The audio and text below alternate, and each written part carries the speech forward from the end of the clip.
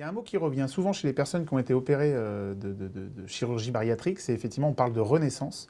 Et en fait, je me suis dit, c'est en fait juste le moment de terminer les 35 premières années de ma vie qui ont été avec une certaine enveloppe corporelle. Voilà, j'ai vécu tout ça pendant 35 ans, voilà, tout ça est terminé. Donc aujourd'hui, voilà, je peux raconter cette partie-là de ma vie parce que cette partie-là de ma vie est finie. C'est une nouvelle vie qui démarre. Donc voilà, maintenant j'écris un nouveau livre. Peut-être dans 35 ans, j'en publierai la suite, le tome 2. Vous parlez de vous, adolescent, comme d'un clown de 100 kilos. Mm-hmm. Est-ce que votre image vous empêchait d'être heureux ou pas du tout? J'étais un adolescent heureux. Mais c'est à partir de l'adolescence où je me suis construit une vraie carapace qui n'était pas, de par mon caractère, justement, de l'isolement ou le fait de me renfermer. Au contraire, j'ai décidé, moi, d'extérioriser et d'amplifier tout.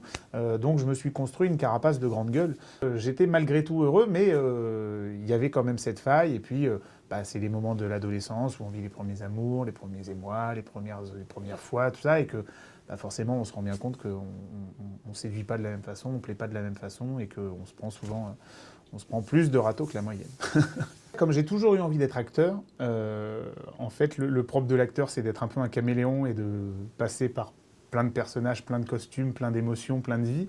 En fait, je crois que j'ai rêvé d'être plein de gens très différents à la fois, mais je crois que c'est mon métier qui m'a appris à rêver d'être un autre, sans être un éternel insatisfait de ce que je suis, mais je crois que je rêvais d'être en fait peut-être celui que je suis aujourd'hui, tout simplement, c'est-à-dire un homme heureux, avec une famille, une femme, une petite fille formidable, un métier que j'adore, une expérience professionnelle de dingue où je réalise effectivement mon rêve au quotidien.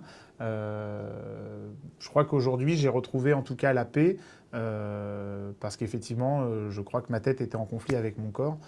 Donc c'est dingue, parce qu'en même temps, un petit peu comme Gisèle Bündchen, finalement, j'ai réussi ma carrière grâce à mon physique. Pas finalement pour les mêmes raisons, mais je dois tout ce que j'ai aujourd'hui à ce physique-là. Et en même temps, mon combat était de perdre ce physique-là.